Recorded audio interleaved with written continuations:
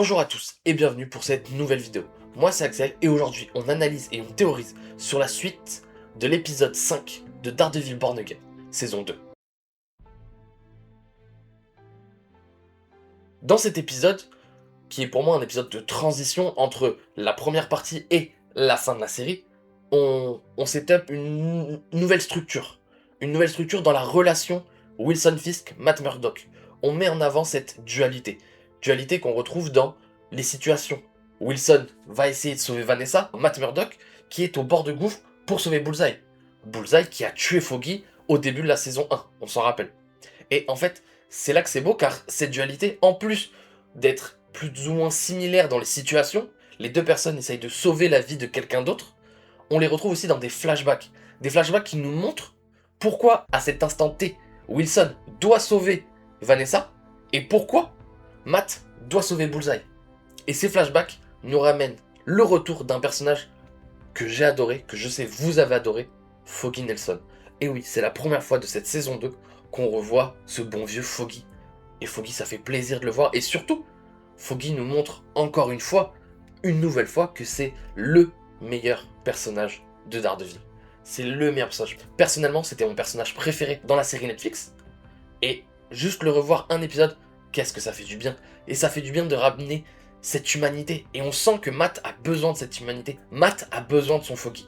Et en fait, dans ce moment où il est face à Bullseye, où Bullseye, qu'il a essayé de tuer au premier épisode de la saison 1, et d'ailleurs pour moi c'est un foreshadowing de fou, parce que on sait que Disney a retravaillé la série au moment où elle est sortie. Ça veut dire qu'en gros, pour ceux qui ne le savent pas, quand Disney a décidé de refaire une série Daredevil, Disney a en fait pris de nouveaux réalisateurs et a un peu essayé de cut ce qui s'était passé sur Netflix. On met tout de côté, on fait un nouveau Daredevil, etc., etc. Et en fait, quand ils ont vu les épisodes, ils ont pas du tout aimé. Et donc Kevin Feige a coupé ce scénario et en fait a ramené, je crois, l'équipe créative de Netflix. Peut-être, pas sûr. Mais en tout cas, je sais qu'il a ramené une partie de l'équipe créative, ça c'est sûr, pour réécrire et essayer de ressauver les mêmes. C'est pour ça que d'ailleurs la saison 1 est assez spéciale. Mais là, on sent vraiment qu'il y a ce sentiment de ok, on fait table rase de ce qu'on a fait avant et on part sur quelque chose de nouveau. Et en fait, on oublie ce qu'on a fait. Et pour moi, le point clair, c'est l'épisode 1 commence par Matt qui jette Bullseye du toit. Et en fait, cette saison 2 montre que Matt, c'est pas ça. Matt, c'est un homme qui a toujours refusé de tuer, a toujours refusé de faire du mal.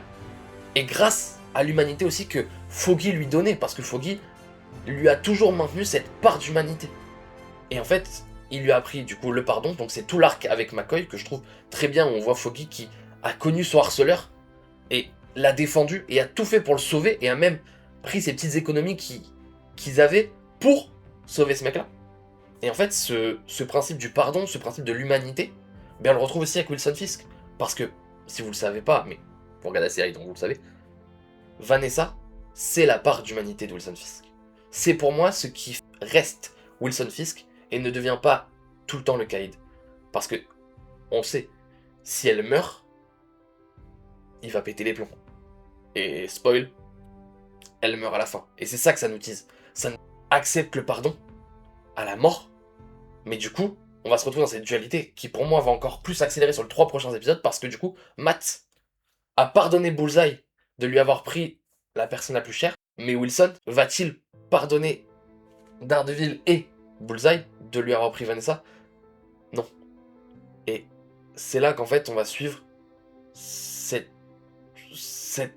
différence entre les deux, cet affrontement qui va arriver à un point culminant dans les 3 prochains épisodes. Un autre aspect de cet épisode qui était assez fou pour moi, et que j'ai beaucoup kiffé, c'est le développement et le paroxysme de la relation entre Buck et Daniel. Pour ceux qui savent pas, Buck, c'est l'homme de main de Wilson, Daniel, c'est celui qui gère la communication, qui était un peu en train de se faire, je sais pas comment dire, manipuler par Bibi, ou peut-être arnaqué par Bibi, qui en fait récupérait les informations sur son ordinateur, etc., etc., pour faire tomber Wilson Fisk. Et en fait, là où on pensait que Buck l'appréciait, en fait Buck le soupçonnait depuis le début. Et ce moment, cette scène où ils partent tous les deux à la forêt, moi pour moi il va le tuer. Et le moment où il ouvre le coffre et qu'on se rend compte que dedans c'est Bibi quoi. Dedans c'est Bibi, je trouve que c'est un très très très bon point. Et je pense, même j'ai une théorie sur ça, je pense que ça va faire que Daniel va prendre conscience réellement de qui est Wilson Fisk. Parce que pour l'instant, il l'idolâtre un peu, il est un peu en mode ah, c'est un bon gars et tout. Enfin, ok, oui, il a pas fou non plus, il a compris que il avait des défauts, mais il va se rendre compte que Wilson Fisk, c'est ce mec-là. C'est le mec qui peut prendre une journaliste, la zigouiller et aller l'enterrer dans les bois. Et je pense que c'est ça qui va faire la différence. Qui va, lui, dans sa tête, lui faire la différence. Ça me fait énormément plaisir. J'ai kiffé dans la saison 1 de Daredevil sur Netflix. Franchement, ça m'a fait... J'ai kiffé le revoir, quoi. J'ai kiffé le revoir. Et surtout qu'on se rend compte que... Un autre point, et je pense que vous l'avez vu, c'est tout l'arc autour de Vanessa. Autour de la mort de Vanessa, avec les flashbacks. Ou le retour de Wesley. Super pareil, le retour de Wesley. Personnellement, Netflix. Et je vous dis, cette saison 2, elle est vraiment là pour faire un peu oublier ce qui s'est passé dans la saison 1. Pour moi, j'ai presque l'impression que la saison 2, c'est une saison 4 par rapport à Netflix, plus qu'une saison 2 de Daredevil Born Again.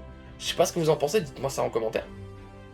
Mais moi, j'ai vraiment l'impression que c'est une suite plus de Netflix que de ce qui se passe sur Disney+, et personnellement, c'est pour mon plus grand plaisir.